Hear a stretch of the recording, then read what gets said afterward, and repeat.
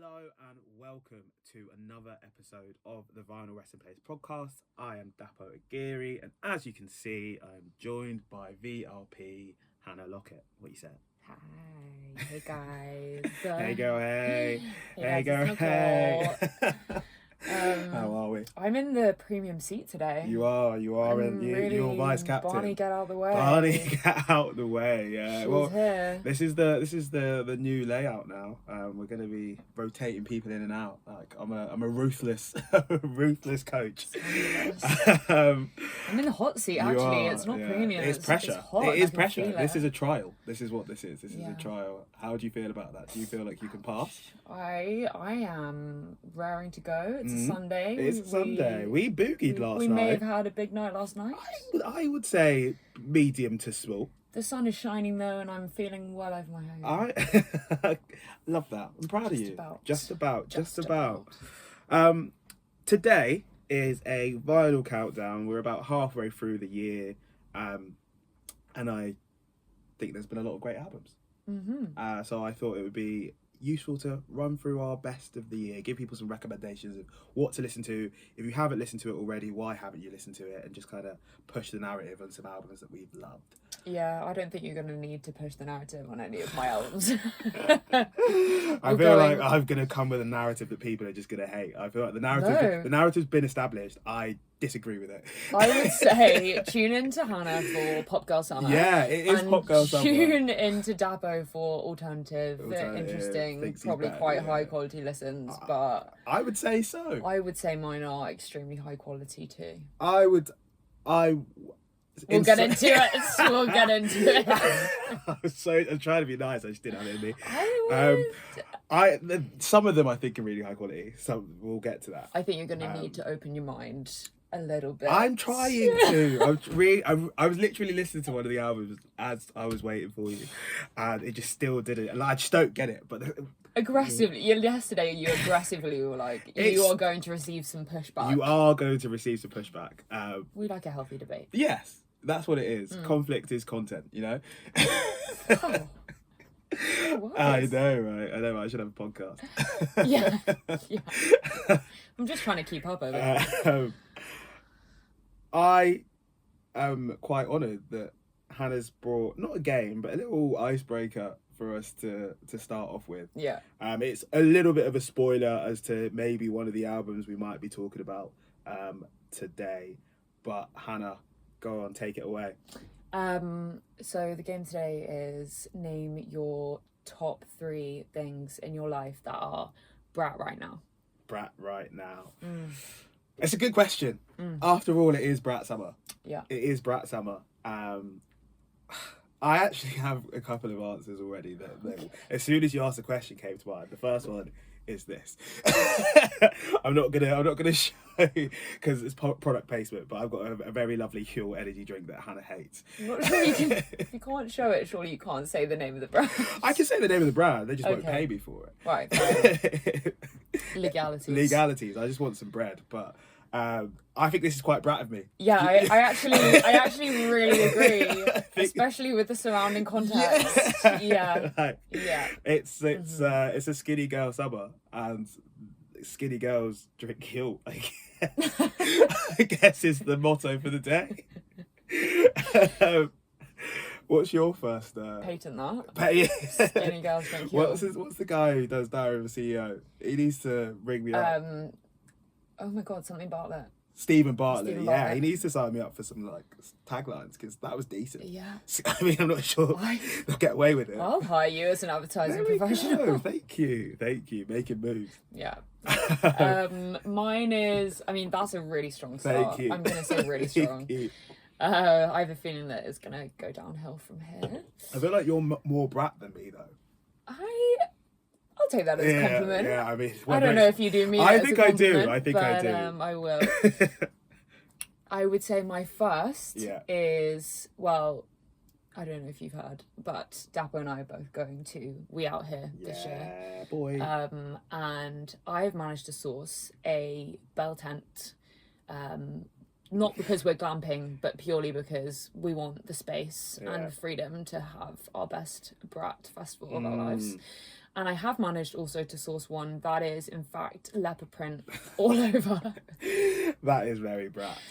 And so we will be the leopard print bell tent in the camping lot. Yeah, so if you see us at We Out Here, give us a wave. Say hello. Give us a shout out. We'll be right next to a tree. That's the plan. Yeah. Come tell us your top 3 brat things this summer right now. And see if you can top our leopard print tent. Yeah, I mean, you won't be able to. I don't think so. Right, but we accept all challenges. Yeah. I have a second one, actually. Go on then. I think I've got all 3. The next 2 are very clothing orientated. Okay. I'm big into sweater vests at the moment. Okay. Big into sweater vests. I feel like that's for the sun is shining now. I've got like 2 or 3 new ones. It's a very like knitted summer for me. Knitted summer. And I feel like that's quite brat. Interesting. Yeah. You know what I also thought was quite brat was last night we saw a lot of people turn up to the event in, like, I'd say a crew of men in full linen suits. I did see a lot of linen suits. Yes. So I have a feeling that's going to be kind of brat for the guys. I think so. I think bratish. Yeah. Yeah, it's brat coded.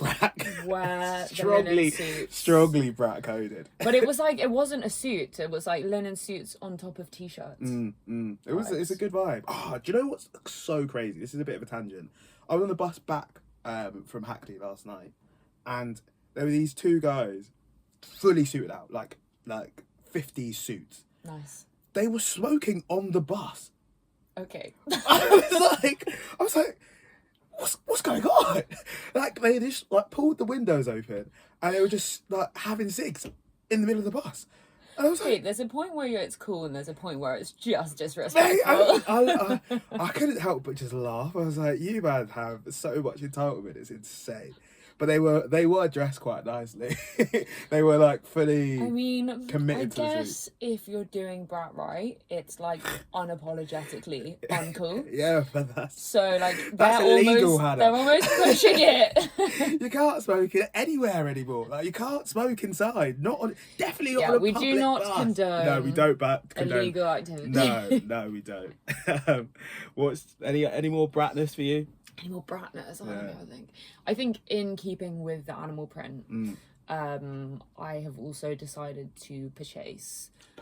Wow, good word. A number of hats to wear. This is all going to be based around my festival going, because it's a music podcast. I hear it. And I will be wearing them at the different festivals. I might whip them out. You know what? The third one just came into my head. Go on, hit me with it straight away. Back to back. I'll expand on the hats. Because the hats are important. Everyone loves a hat party. This is true. Find someone that doesn't want to go to a hat party. A hat party is a lovely middle ground between fancy dress and not having to dress up. Exactly. There's something you can do to make it a bit more fun, but you don't have to make an effort. Low key. Agreed. So tell me more about your hats. Number 1, cow print cowboy hat. Okay, nice, strong. It's a good start. Very cool. Very. She says herself. Number 2, there was I would say a fez hat. Yes. Yeah. Which I think as a group. That is a good group hat. Not sure how brat that is, but it's not very cool. Brat. Arguably the opposite. Barbie. And maybe like a glittery, sparkly cap with brat across the top. Okay, I hear it. You know what? I'm not so convinced on my hat choice, but I'm going with it. I back it. I like the cowboy print hat, so I can match my tan. Yeah, that's fair. I can feel like that was a given. You were going to wear that whether anyone else approved or not. It's very kind of like Cowboy Carter as well. Yeah, but I don't know how I feel about Cowboy Carter, so...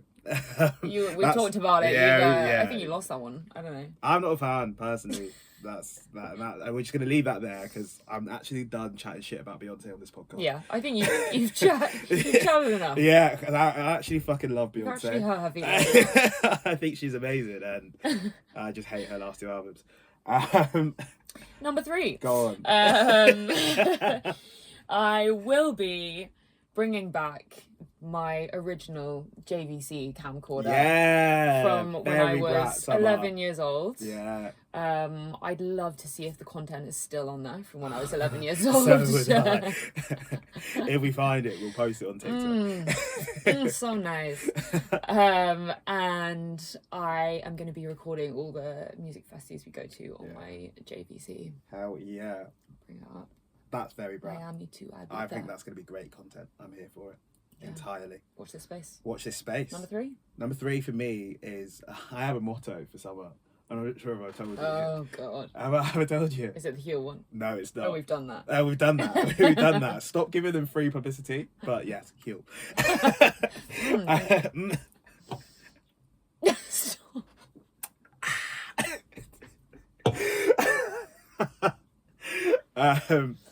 The motto for this summer is tops off, pals out. And I feel like that is very, very brat.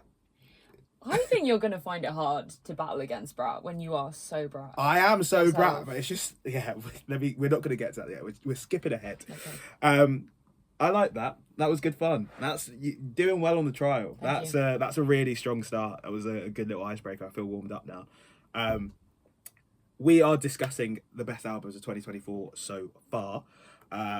There's actually been quite a lot of really good albums. And I think it's been across genres as well. I've expanded my listening taste because I do this silly little podcast. But we obviously can't talk about all of them. So I've made a little list of albums that I think are really good, but we just don't have the time to discuss and break down in its entirety, because no one wants a 4-hour podcast of us dissecting every single album I like. But the albums that I think everyone should go and listen to, that I think are standing strong so far in 2024, starting off with a big special mention, friend of the podcast, my boy Renell 893's Art Thief. I think it's an unreal album. I think he's also got some fucking heat coming as well, so watch that space. Rhapsody's Please Don't Cry. Incredible album. Really good album. It could have been in my top 5. Arguably should be. Yeah, I genuinely arguably should be, but it's fine because we get to see Rhapsody at Jazz Cafe Festival, which I think is going to be unbelievable. Huge. Yeah, huge. 21 Savage, American Dream. I think it was a lot more of a nuanced and mature album than I ever expected 21 Savage to make. I'm surprised that's not in your top as well. It was close. It was really close. Interesting. But didn't make it. Last Dinner Party, Prelude to Ecstasy. I think it's a great album. We had some chats with our mate Kingsley, friend of the podcast, VRP. Friend of the podcast. He dislikes it, which blows my mind, but I think everybody should go listen to it. I think it's a really good album. Another friend of the podcast, Millie Mountain, debut album, Fugitive of the Mind. Killing it. I went to see her album launch and it was insane live. Her vocals are incredible. Definitely one to listen to. Kate Renada's return. Timeless. Sick. Arguably should be in one of our top 5s. Yeah, what a talented artist. And there's a lot of expectation to come back. I think Kate Tremine didn't really land in the way that either of them wanted it to. Okay, we could discuss that another time. Right. Seems like I'm wrong. I just think it wasn't such a... Look, you're allowed your own opinions. I like it. I just think it's ready for a discussion at that point. Yeah. But I do really like Timeless. I think it's going to age really well as well. Nice. Hence Timeless. Rachel Chinariri, What a Devastating Turn of Events, is stunning. Mm-hmm. Stunning album. I think it's edgier. I like the edgier route that she's gone. It's a bit more rocky, but then she's got this clean vocals and insane harmonies still mixed in there. She's a choir singer, but there's a edgier tone to it. Sick. Go listen to it. Berlioz, Open This Wall. Oh my god, I actually love. Such a good... When you mentioned that name, I was like, oh, yes. It's such a good... I didn't realise anyone else listened to him. It was one of those ones where I was like, that no one I know listens to this. Facts. And I was slyly kind of arrogant about it. Trying to gatekeep it. You're like, oh, I'm so edgy with my music taste. Berlioz is killing it. But there's a thing with gatekeeping where you can only gatekeep something so much until you want to go see them, and then you have no one to go see them with. Yeah, that's so true. Or you gatekeep for too long, and then people just find out on their own, and they're like, don't credit you. Yeah, I've known this for ages. What you talking about? Yeah. And you're like, well, what's the point of me even listening to music? Why am I here? Why am I? This podcast? Don't even listen to me. Wow, I'm triggered. Still Woozy, Love Seat. Oh, Still Woozy has a place in my heart. In my heart, and it's just so feel good. And then finally, the return of Schoolboy Q with Blue Lips. I think it was a really strong hip hop album. It was like it's the best music he's made since the album with Collard Greens on it, which name escapes me, but that's like what over 10 years ago, like ages ago. So yeah, 2016. If not earlier. Let's see when Collard Greens came out. Yeah, he's been doing bits as well, like featuring on different. Yeah, he has. He really has. But I just don't think he 2014, yeah. 2014. Oxymorons. Yeah, I know it's that pipe. Yeah, it's that period of time. Yeah.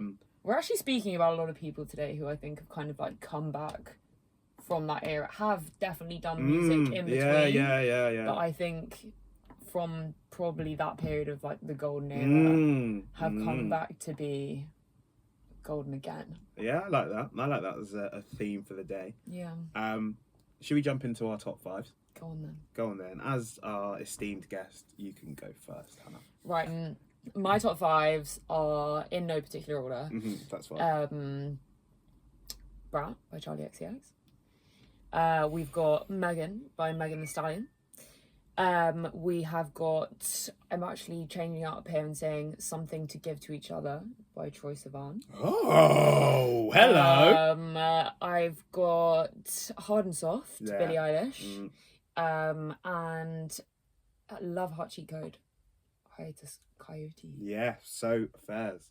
They are all my top ATM. So I'm just giving you a whole world of pop and love. It's summer. I'm feeling it. I am not like against it. I normally would not. I'm not actually much of a pop galley.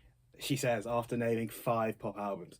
In general, have moved away from the pop. However, I'm really, really leaning into it recently, and I think for good reason, because these albums are just pure genius. Can I be difficult here? Go on then. Can I? And you're gonna hate me for this. Troye Sivan's album came out last year. But it's still something I'm listening to this year. If anything, it's not the brief, Hannah. It stood the test of time. Has it? It stood the test of time to the point where we are still listening to it this year. And it also fits really nicely with my narrative, so don't take it away from me, please. Okay, fine. We'll keep it in. We'll keep it in. We can also touch on the other. Yeah, that's fine. Okay. I'll give mine as well then, and then we can start to break through in no particular order. Mine are Standing on Giant Shoulders by Seafood Sam, Might Delete Later, which is a mixtape by J. Cole. Oh, so we're making exceptions now. Wow. So we're making At least it was released in 2024. I had a few EPs. I didn't really? drop them in. Yeah, but this isn't an EP. It's a 12-song album. It's just they just call it a mixtape, and I don't really know why. Okay, fair enough. Why is it you don't know why it's called a mixtape? No, I don't know what. Probably something we should know. Yeah, it's probably something I should know, especially doing an album podcast. Yeah. Blood Diamond by Unknown T. Who Am I by Berwyn, and Silhouettes Project version 2. Let's start with Troye Sivan because I think it doesn't fit the brief. Did you just say Troye? Troye? I think it's just Troy. Is it just Troy? I don't think it's Troy. I said Troye for ever. Like Kanye. Maybe I'm wrong. No. So they're going to be battling for Ye notes? Can you imagine? Battling the Ye's. Ye Savan and Ye West. Whoa, versus... Or it's a crazy collab that no one ever saw coming, like the Ye's. The Ye's. Yeah. Yeah. Get onto his little feet. Get Burner Boy. Yeah. Oh, funny. Great. Troy. Okay, Okay, you've put me in a bit of a spot here because he works perfectly with my top. Yeah, no, but I do want to hear your description of the album nonetheless. I will allow it. Okay, I think the Troye Sivan album is just along the lines of the Brat Summer that I'm going for here. Yeah. It's just, I think all of these artists all together, they understood the brief, right? They understand culture, where it is right now. They understand what their audience want to hear and need. And they're going fun. They're going flirty. Yeah. They're going poppy. They're going dance. And it's hitting. It is hitting. I when this album actually came out, I was actually pleasantly surprised. Not really necessarily something that I always listen to. But what's the one that went viral? Is it Rush? Yeah, Rush is the one that went viral. Which is a bit of a beat. It is just a bit of a beat. Like, you cannot not hear that, and no, you can't hear it and not dance. Yeah, it's one of those tunes. Like I appeals to the masses. Appeals to the masses. It's a bit dancey. It's fun. It's actually quite interesting musically, which is sometimes not always going hand in hand in this like style of music. I think it kind of album as a whole that runs through is like absolutely pops off. Yeah, like tries to be a little bit more I don't know, testing as a like piece of work rather than just being like, yeah, let's just dance. Yeah. I actually think it's a bit different to say the other albums I put forward because it does have that depth of starts off with a really sort of dancey track and there is other fun tracks in there that are kind of to a beat, but that also slows down a bit and has a bit more of like a interesting, slower melodic vibe. Yeah, I hear it. Favorite song? Favorite song, I know Rush is definitely up there, but what was the one that so Timothée Chalamet Boo. actually did a skit of this song, and okay, I'm gonna say Rush is my favorite song, but I'm gonna say very close second, potentially due to like how much I'm affected by algorithms, is Cookie's Got Me in is chokehold. Got Me Started. Yeah, fairs. Okay, I hear which that. Also samples the do do do do do do. Yeah. Which is why as soon as you hear it, you're like, banger. Takes you back. Yeah, I like. That's a great shout. Yeah, great shout. And he also has. So I thought it was really funny because Timothy did like a skit on his show with that song, and he pretended to be Troye, and Troye then got a photo of Timothy as him. And put that as his Insta profile pic. And oh, really? I think that he sometimes still gets people thinking that is, in fact, him. And I cannot tell you how much it literally looks like a man in a wig. Good. But yeah, Troye has been blowing up all over my socials and all over my Spotify. And I think he deserves a mention, particularly because... even though it may be the album of last year, he is going on tour with Charli XCX as a duo with Brat, and that is going to be, if you haven't got tickets, why haven't you? Have you got tickets? I am trying very hard. Sorry. And if anyone's got some free tickets available, send them your way. Send them my way. No, I shouldn't. I've been on Ticket Swap for a very long time now. Yeah, fairs. I'm gonna jump onto mine. Celebrates Project Volume 2. I just think it's insane. Like, it's just everything I love about British music. It's neo soul vibes or like chilled, laid back hip hop vibes, and they just have everyone who's doing anything in music right now, and it's so lovely. And it, like, I would never think that Alabaster de Plume and Kojey Radical would be on the same album. Do you know what I mean? That's so true. It's insane, and each song itself is like a little bit different. No Fumar with Danny Sanchez is so cold. And the reason I think it's like, if I were to rank mine, this would probably have been like 5th, right? Because I don't think it's as good as the first one. Like, I adore the first one. Yeah, so do I. But to then follow that up with this is just beyond me. And I love the community element of it. Like, there's so many different producers, so many different artists, like all contributing their small piece to something that as a whole is then beautiful. Yeah, that is what's so amazing about the Silhouettes project. What we love every time about it is just the breadth of artistry that you get within one album. It's kind of like the Children of the Internet album.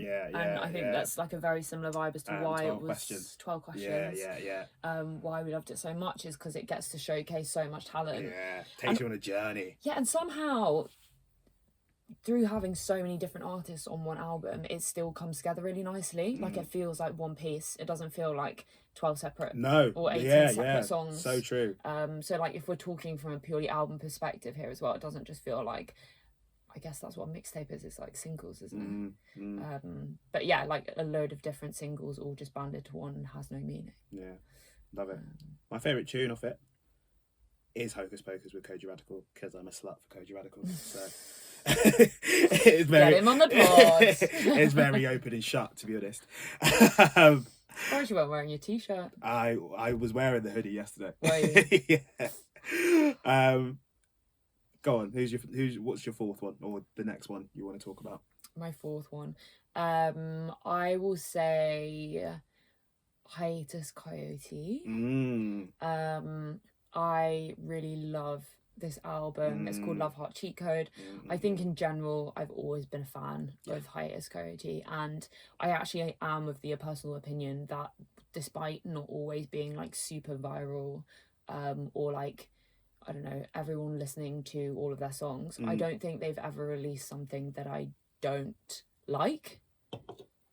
Every single song that they release I love for some reason or another, and I genuinely think it's because they are so into the musicality behind it, and I don't even know if that's a word, but the sort of, they are so talented, and they love, I mean, all over their socials they're just constantly improvising, like they're incredible musicians. We went to go see them. Best gig of my life. Best gig of our lives. Best gig of my life. And yeah, and it's crazy how it translates through on the live stage, but also in their recorded music.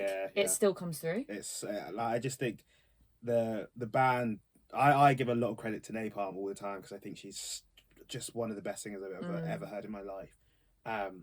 But then you couple that with a band that is so supremely talented as well. Like they're just up there, like in a like Zen flow state, just absolutely jamming. I know, it's like, so wow. I don't know how to say this word, like ephemeral. Yeah, like, look at you. You've got like a word of the day calendar. You've been best. I know I have to up my game at this. Yeah, no, you are. You're in the captain's chair. Also, I got told my English was really bad the other day, so I'm trying to make up for that. Show them this episode. Be like, look up some big words. And I think that's also what's interesting about it, is that it's not necessarily that the lyrics are saying much. A lot of the time they make no sense at all, and it's kind of interesting in a way, and they do make sense as sentences, and they kind of give you like an idea of what they're trying to. So metaphorical. It's nonsense, but it makes sense. Yeah. So I like that. And then also as an album, like particularly for this album, I think the artwork's really cool, and I think that's really important for an album to sort of bring everything together. Each song, when you look at it, has its own symbol. Yeah, like a logo. As a logo, but in the same style as the album cover. So when you're listening on Spotify, you've got kind of different symbols per song, which... That's sick, actually. Like, which is really cool. As like a try to improve one's listening or all-round like experience of the music. That's a really nice they're touch. Trying to get a message across, and you can kind of take of it what you will.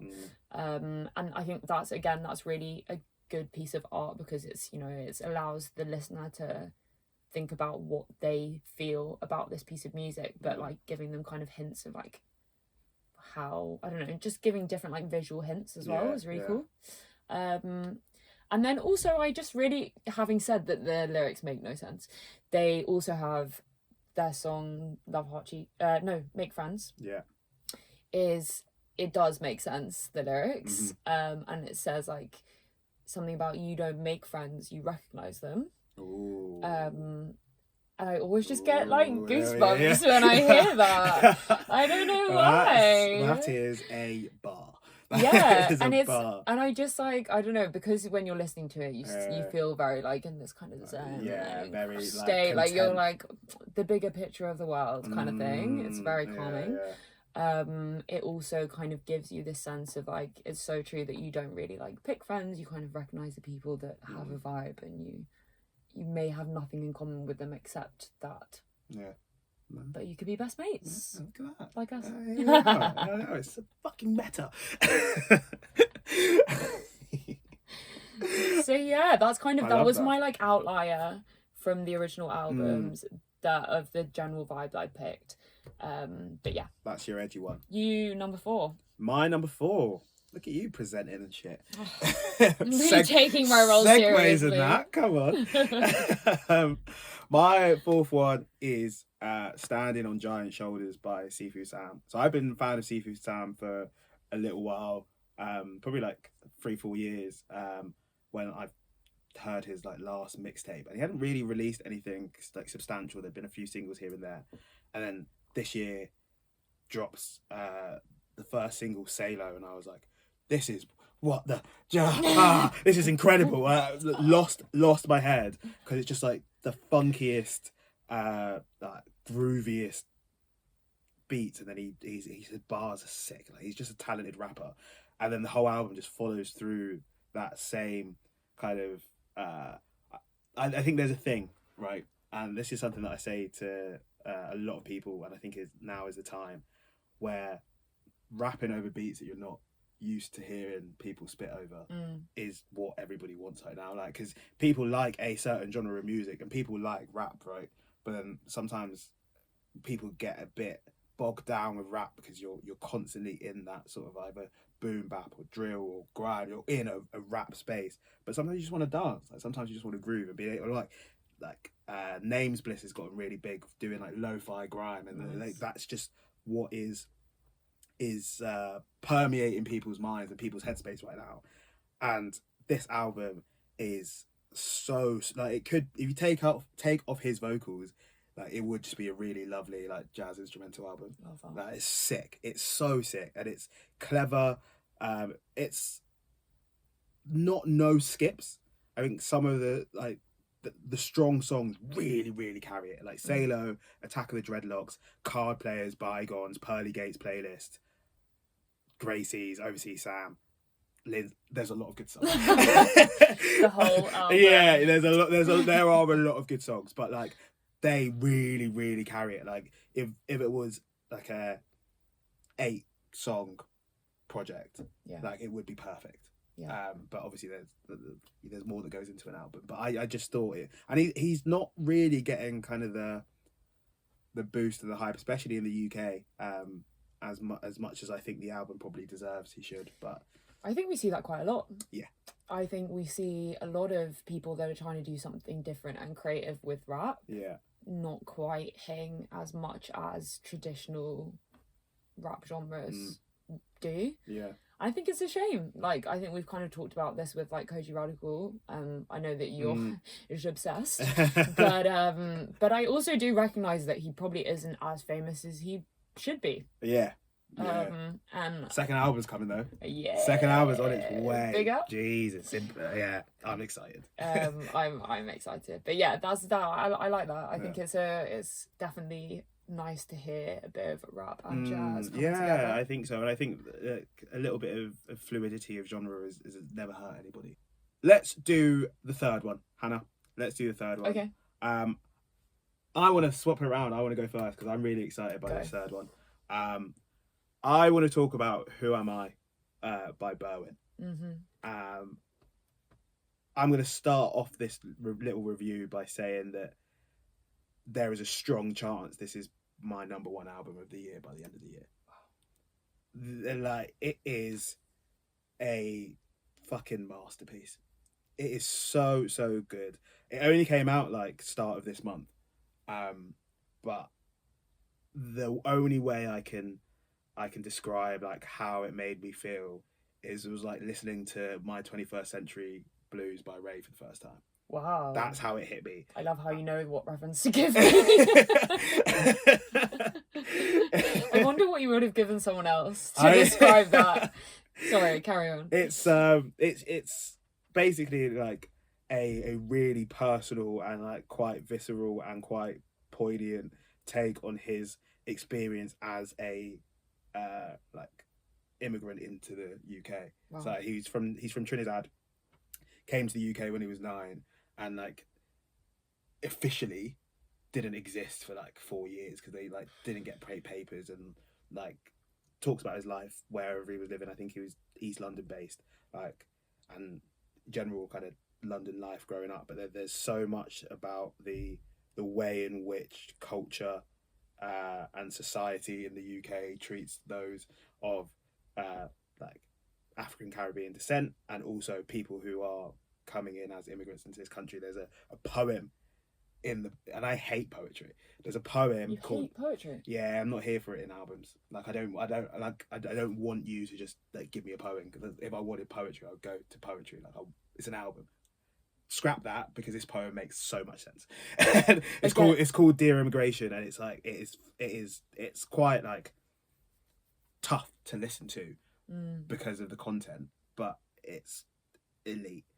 And then on top of that, the music is actually banging. The music is stunning.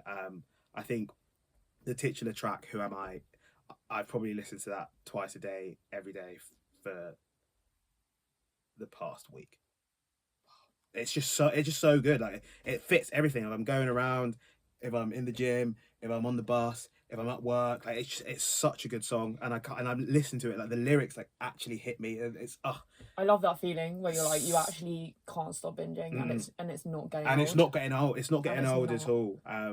And it's Mercury nominated now. Wow.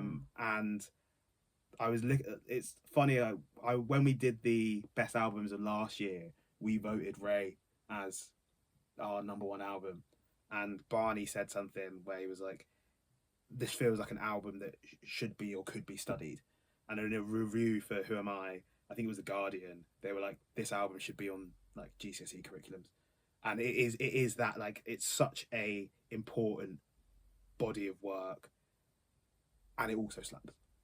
That's what makes good albums, though, isn't it? I think it's, at the end of the day, like, as much as I think at the end of the day, the best albums are something that says something and that has an effect on culture. Those are the ones that are remembered. And played again and again, and are stand the test. Standing the test of time. Because they represent the period of time that they came out in. Yeah. And he did it so well. So hats off. I fucking love this album. Wow. Well, you've sold it to me. Thank you. I'll have to give it even more of a listen. No, I think you'll really like it. And I think as well, like, just as a last point, I think what Ray drew out in terms of kind of social issues to do with gender, I think he's doing a very similar thing to do with race and class. And it's really important. So I love it. I like that. What's your number 3? Top that, Han. I don't know. I think I need to take a moment. Yeah, he's got a poem in his album. I think you've got to go for the big guns. I think you've got to go for the big ones, and let's have it out. Okay. So this is, I would say, among a lot of people's #1 albums of the year. Yeah, it is. And you know, it's generated so much media buzz and social buzz, and potentially changed attitudes. I think this has like made people break up with their boyfriends. This album. I don't doubt it. Just purely to be a brat this summer. Yeah, fair. I think it's had that much power. I hear it. I think people hear this album and go, I want to be a brat. Yeah. Sorry, I'm gonna go do it. So yeah, as you can tell, Brat, Charli XCX is the big album currently. Some may say Brat is dead. I've heard that some are talking about Brat being dead. I think that's wild. Like, it's only just begun. It's only just begun, and then everyone said Brat was dead because it was a bit overkill to the point where like it was not cool anymore, even though it wasn't even trying to be cool. Anyway, Charli herself said, "Wait, guys, Brat's not dead." And so it's not dead. It's definitely alive and kicking. But to the point where like someone I found an article where they went in depth as to who killed Brat. And it was the options were something like LinkedIn, Kamala Harris, which shout out Brat mother, and some other options. I'm probably going to be in one of the categories, to be honest. Just killing it. I did make a TikTok with my friends. You did doing the apple dance. You did do the apple dance. I had my 5 minutes of fame. Yeah, I think in about 5 minutes we got about 500, 600 views, and I thought we were going viral. I think me and some of my friends were running around the garden screaming, "Oh my god, we're gonna be famous! Oh my god, we're gonna be famous!" And then it plateaud at about 1,000, which for a first TikTok, I think was actually TikTok's a cruel mistress. She's a cruel one, but at the end of the day, she treats quality content fairly. Yeah. So I just got to do better next time. Yeah. Either way. Can I kill Brat now? No. I haven't even started talking about the album. I haven't even started. Yeah, that's the problem. Okay, this is a pure prime example of why, first of all, Brat is not just an album, Brat is a movement, okay? And that is why, first of all, this album is so good, because it has not just generated buzz, because it's such a great piece of work around lots of different pieces of music. I also think that it has created a movement, which I don't think Charli XCX even herself knew that it would.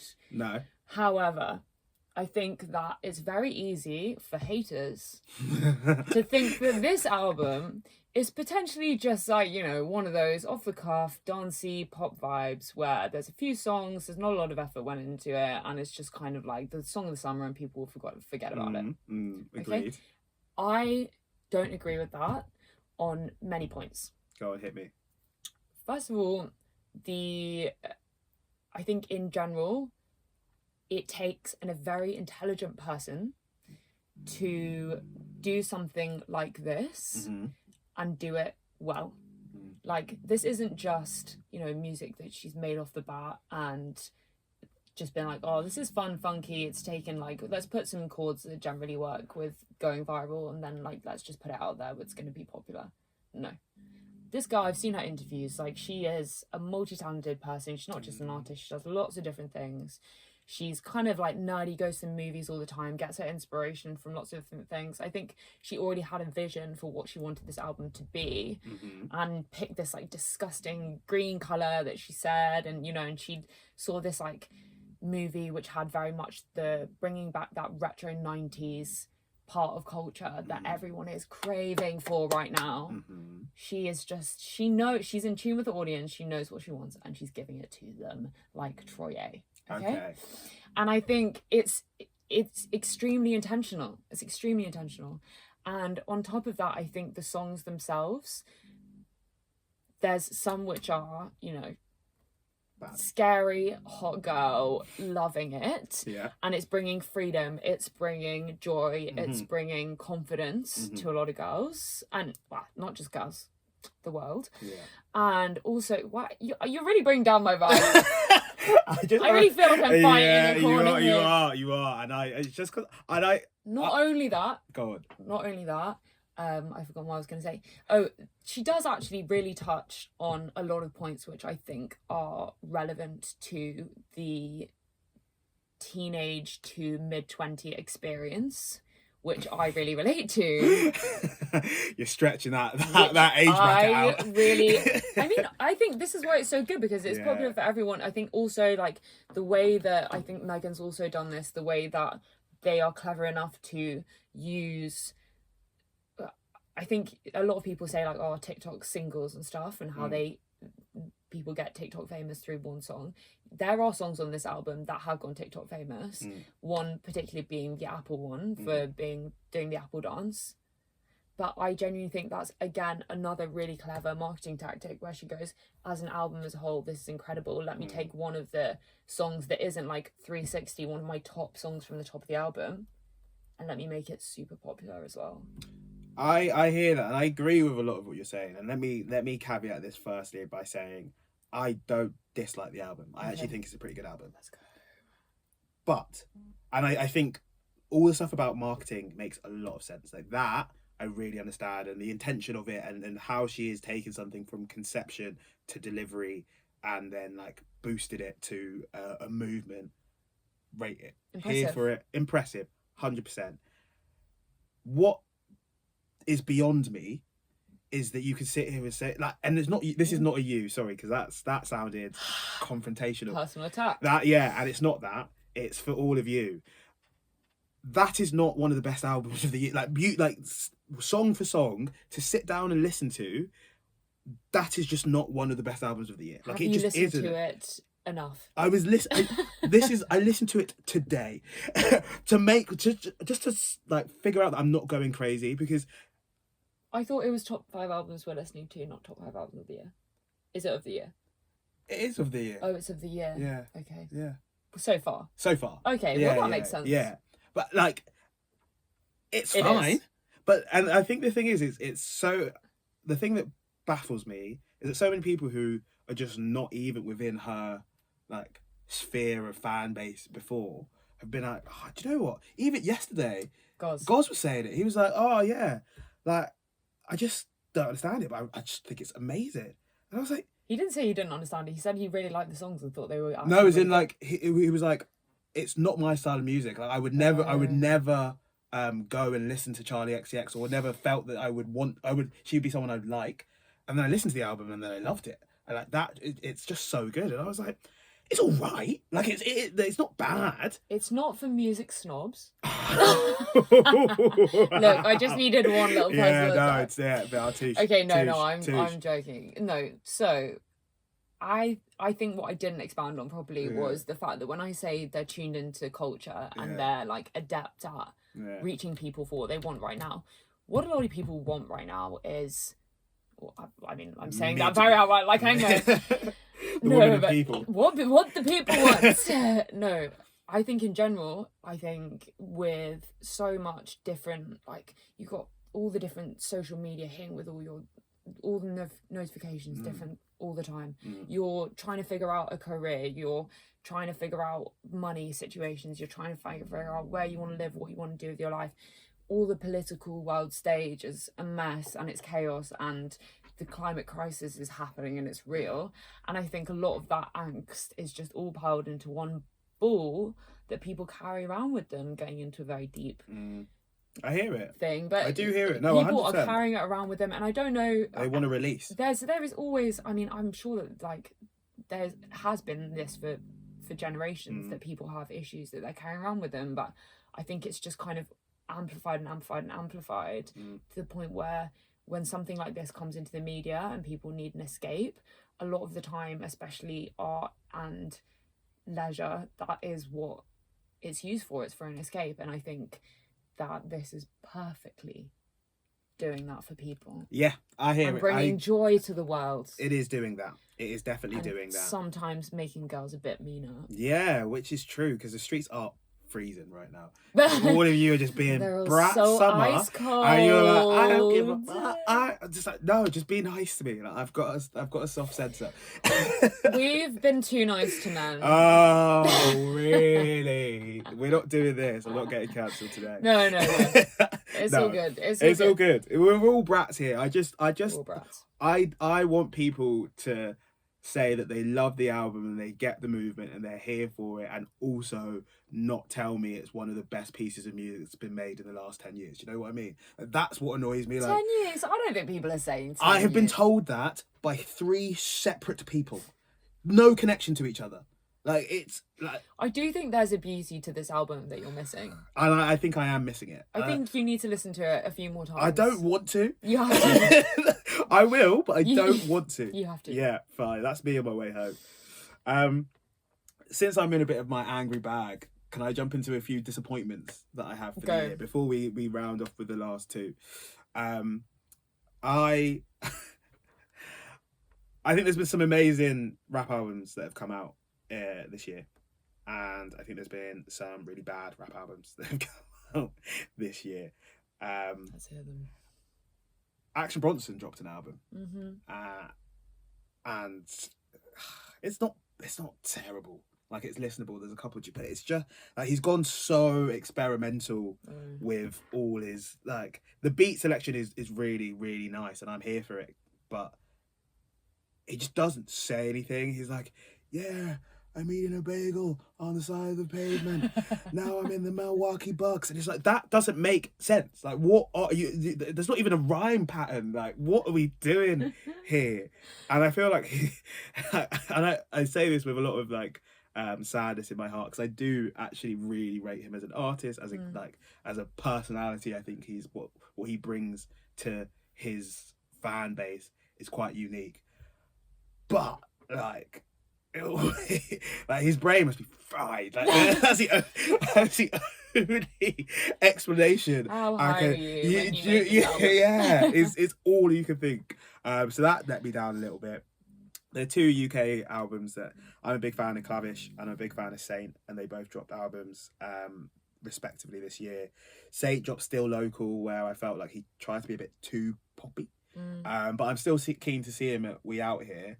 I think, yeah. But the album just, like, there's some really good songs on it, but, like, as a project, it just felt disjointed and it didn't really land for me.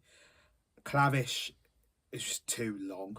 Like, it's a lot of, like, heavy-hitting road rap about, like, how many people he's stabbed and shit.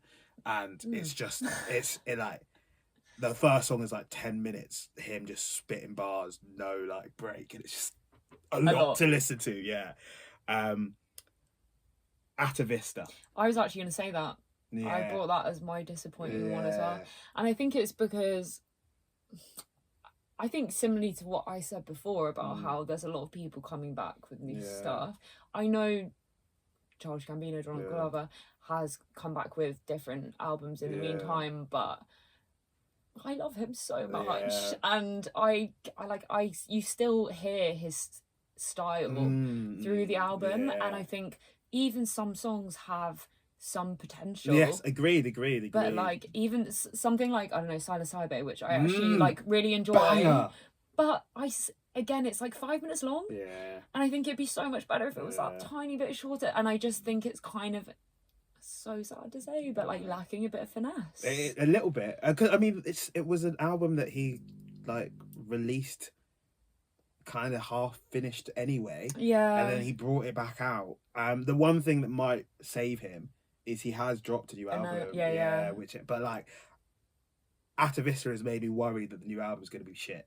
I also think it's like, I know that artists want to get out a lot of content to stay relevant a lot of the time, but there's also like a point where if you release an album, you want to give your fans time to like absorb it, love it, listen to it, and get on board, or not get on board. Yeah. But then also kind of like be waiting for a bit more to then process a whole new album of songs. I think sometimes it gets lost in the noise, and potentially they were dropped a bit too close to each other. Agreed. Because I was listening to his album and then saw a whole new album come out, and I was like, I don't know how much I want to listen to this new album. I don't want this at all right now. Having been processing Atavista and not being completely on board with it, which is really sad. It is sad. I do love him, and this is the last Childish Gambino project. He's retiring the character, the personality, the name. Having said that, I also think that maybe as an album it doesn't quite work. A lot of what he's trying to say and do is a lot similar to J. Cole, where they have a lot of points about the world and they're very conscious about trying to use their art and music as a way to better the world or make people aware of what's going on. And I think he does that in his songs, which is he should get merit for that, because I think a lot of what he does is, and he might also be happy with the album, and that's probably the important thing. Yes, of course. Coming out of the music industry. Yeah, but I just think, I think as well, he's a bit of a victim of his own success. Like, what people expect from him or what has been put out before is of such a high quality that people are always going to naturally compare it to what you brought out before, which is tough. Lovely little segue though, because my next album is Might Delete Later by J. Cole. So there is so much that I love about this project. First of all, the way it came out. Just dropped it. No promo, no content, no teasers, nothing. Boom, wake up. There's a J. Cole album. So J. Cole. It's literally stereotypical. Like, we are just like, what the fuck? Secondly, individual tunes, I would say that it's a 12 song project. There are 8 out of 10 songs on this project. Like it's from the first tune, Pricey, Hide Your Bitch with Hide Your Bitch or HYB with Central C, Sticks and Stones, Trey the Truth in Ibiza. The beat behind that is like crack. Like it's so addictive. I'm just there like no. It's so good. And Pi has it's 5 minutes of him just making puns. Like it's incredible. Like his wordplay, his lyricism is all on show. I think actually, ironically, it's almost quite different to what you were mentioning about J. Cole, like making music that like means something, or like that. Like this is just J. Cole having fun, showing you that he can rap. Like he just like taking the piss with it. He had the insane feature on last year where like he was just killing people on their own tracks, and then he was like, oh, here's 12 songs of gold. And then the last tune, 7 Minute Drill, was like the catalyst for the Kendrick and Drake beef, because that was the Kendrick diss. And it's just, and like that was when Kendrick did fuck the big it's the big me, and then J. Cole just killed him for 3 minutes, and we were like, oh, is this war? do we need to hide? It was insane. I will say I didn't appreciate him dropping this tune, and then he went on stage like 2 days later, or like a week later, and he was like, Kendrick's my boy, man. Like, I don't want to be a part of this beef shit. And then I'm pretty sure he did delete the last track off the album later, which is kind of conceptually sick. So it's all marketing. It's all marketing. The whole beef is bullshit, man. Like, let's call a spade a spade. Like, they have us on ropes. Objectively, that's really clever though, and really fun to play with. Yeah, they've done really well, but it's just a great project. It's not an album. But how did he delete it? I think he removed it off streaming platforms. Right. Just the one song, but the album's still there. But I think it's back now. Funny. I think it's back now. But I think at the time he did delete it. I was going to say, why is it called Might Delete Later? And that is why. Great. Incredible. Which way are you going? Are you going Billy? Are you going Megan? I am gonna go. I'll go Megan, because it's like continuing on from Charli, and then Billy is a different vibe. I like that. That's the way I wanted it to go as well. But I wanted to give you the opportunity to be your own woman, you know.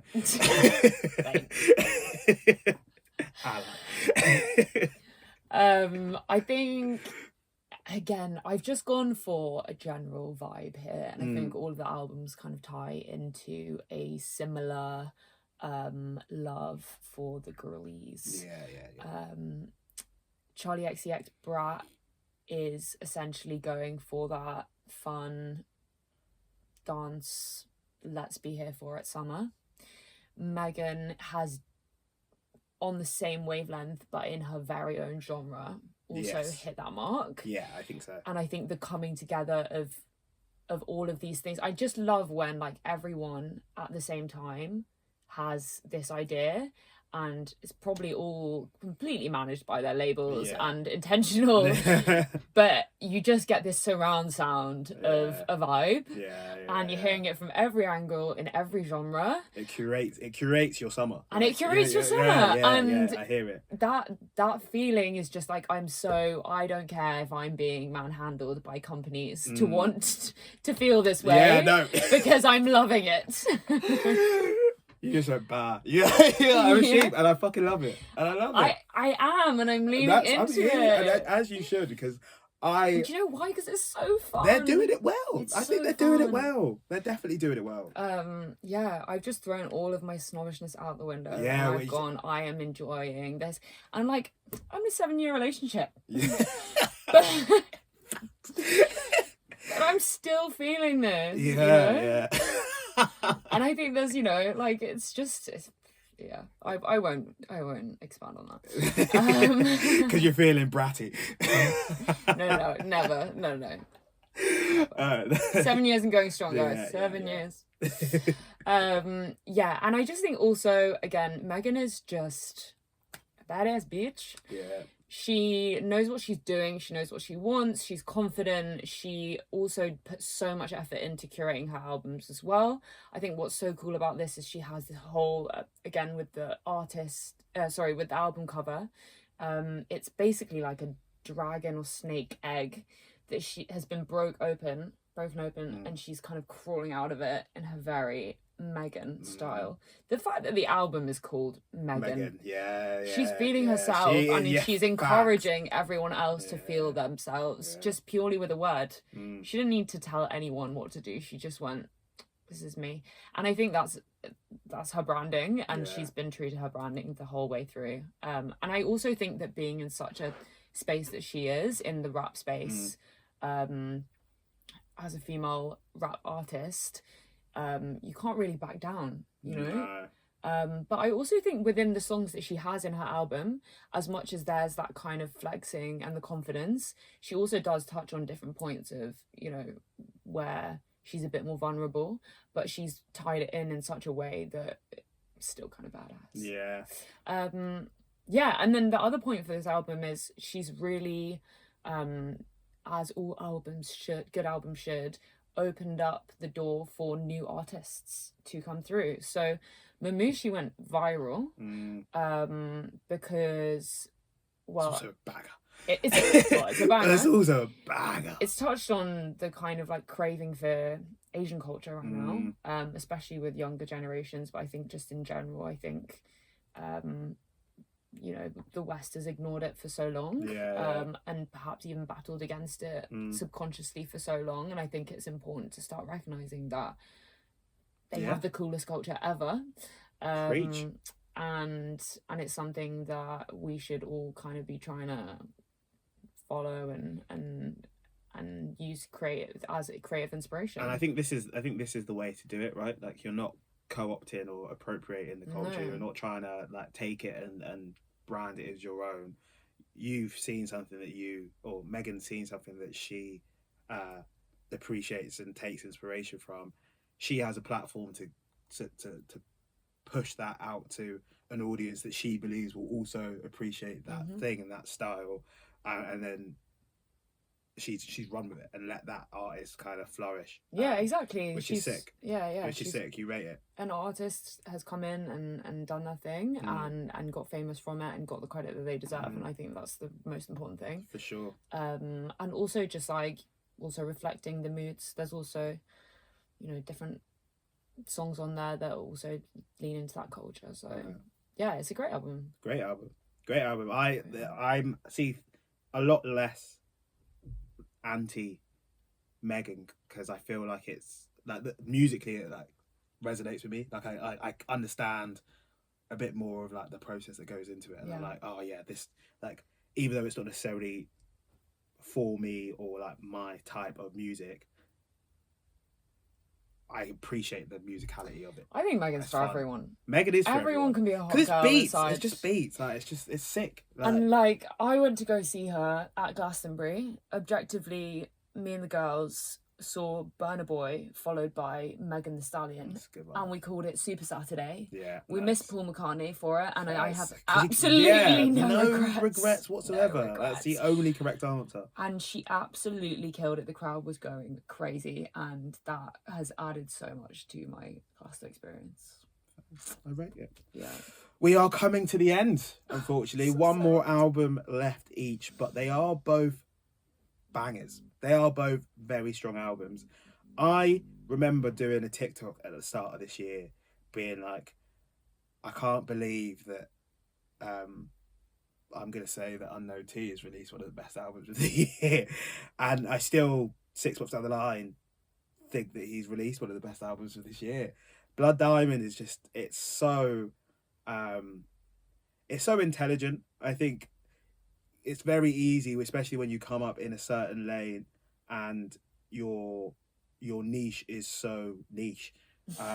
Your niche is niching. Yeah, your niche is niching, and you're expected to just keep doing that.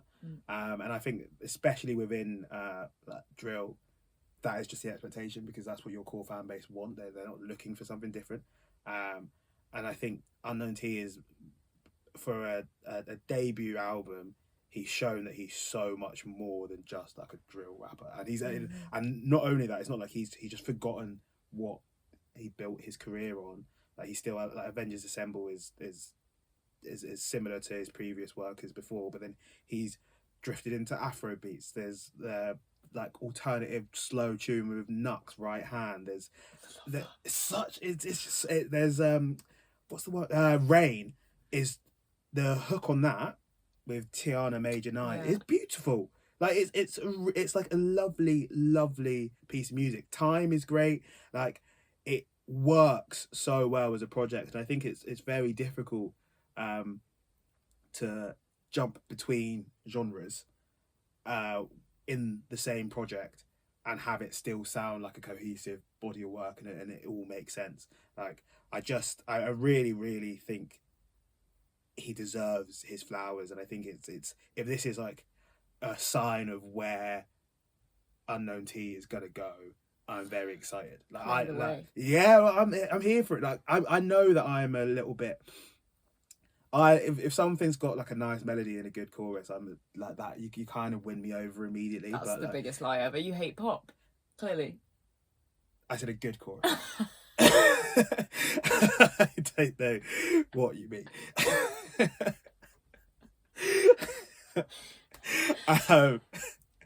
You just sounded like you're shooting yourself in the foot. No, not at all. Not at all.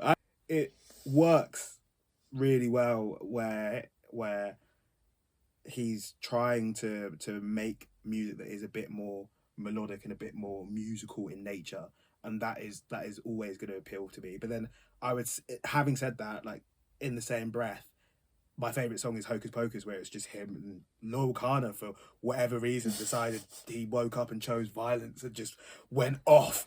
Like his verse on Hocus Pocus is class. It's insane. Like, and I rate Lil Kana. I respect what he does. I think especially for like that time when we were like sixth form, start of uni, that was like peak Lil Kana, and he was everyone loved him, and rightly so. And I even like his most recent album, Hugo, is really good. But I haven't heard Lil Kana rap like how he raps on Hocus Pocus ever. You know what it is? He might just be like, I've given myself a branding. I've shoehorned myself a bit. I can't be bothered to like make a massive statement of make a whole album around this, but let me just show people what I can do. Let me just give him a little taste. Let me just show you that's not just me. He won me over with that one. So brat. So brat. Unknown T is so brat. Stop. But that's my 5. Round us off, Hannah, because I think you've got a really good last one. Yeah, I think Billie Eilish's new album, Hit Me Hard and Soft, is absolute class. I actually, confession, have never been super into Billie Eilish. I know Kingsley will cry. I don't think it was ever like a hate thing. It was just like I don't particularly listen to her music that much. But this album has really made me stop and listen. I'm probably a bit late to the party. But safe to say I'll be going back and I'll be listening to all of her songs religiously after this. I think all of the songs on this album deserve merit. There isn't one that I don't like. There's one that I really like. There's lots that I really like. I actually found it really difficult to pick one that I really, really like. I think Birds of a Feather as a single I think it's a good choice. Yeah. I think L'amour de ma vie. Nice, close. Thank you.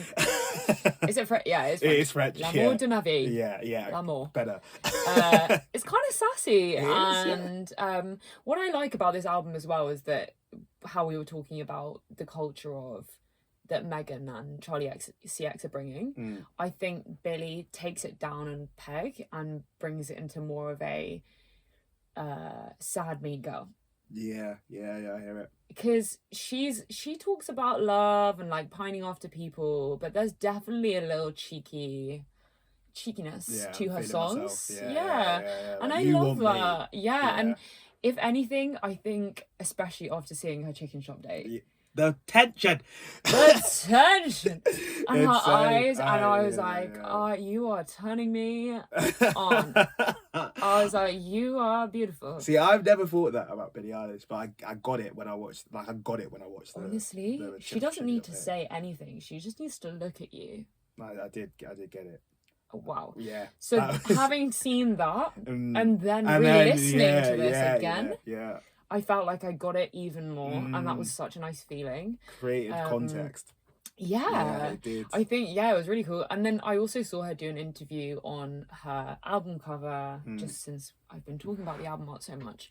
You have been, actually. You have been. I think it's such a big part of it for me. Agreed, and a lot of good covers. Yeah, and I think that hit me hard and soft. He kind of, I think it was on Jimmy Fallon. He like asked her what the reason behind the album cover and the artwork and the name, and she very much was being very like vague and wanted it to be for the fans. And I think that is very much her branding. It's like everything is for the fans, and you should take your own perception of what the album title means. And I also think that as an artist, she enjoys hearing what people take of her music, which I think is a really important part of being an artist, is to not get bogged down by people's opinions and actually just embrace it and really love the different interpretations of your music. And the also impressive thing about her album art is that that is her in a massive body of water. She basically put weights on her body and for hours was lying in a tank of water. Why? She could not explain it. She could not explain it. But it's a dedication to creativity that is impressive, and that you see so much across Billie Eilish, and that she tries so hard to get it exactly how she wants it. Like the standard to be so high. Because you know, her and her brother took a bit of a hiatus from music, and they came back with that Barbie single. And she was talking about how that just kind of clicked after not clicking for so long. And I think the way that she does her like breathy, for different songs, she uses different types of her, like she uses her voice in such an interesting way. Just in general, really talented artist, great art and great songs. Can I make a hot take? Go. About this album? I think Chihiro is in the top 3 best songs made this year. I also agree. That was like that and L'amour de ma vie are my 2 absolute top for this album. Chihiro is on like crack level. Like the bit, open up the door, can you open? She's a fucking genius. Yeah, she just is. And I think I was probably similar to you, where I'm a Billie Eilish casual. Yeah. Like, I like her music, and I never really have anything negative to say about her. I did like her last album, but like, don't listen to it anymore. Just doesn't like sit with me like that. This album has like made me sit up and take notice and fix up my act. Chihiro is so good, and then insanely there are like 3 remixes of it that also slap. And it's just like, how do that? Yeah, she's also released dance versions of her music, which is always fun. Always fun. That is our favourite albums of this year so far, plus Troye Sivan, which was definitely released last year. Yeah. But let us know at home what your thoughts are. Who's got the better list? What albums have we completely missed out on? And tell us why you hate our picks. But I think we've done actually pretty well. I think across spectrum of albums this year, And it's a sign that it's probably a good year. Last year was a banging year for albums, but I think this year could actually supersede that. Still early. Still early. Still time. There's still time. Koji could drop this year. Do you know what I mean? Then it's curtains for the lot of you, or you can fuck off. It's all about Koji. All right. Thanks, Hannah, for joining. Thank you for listening at home, and we will catch you very, very soon. Peace. Peace.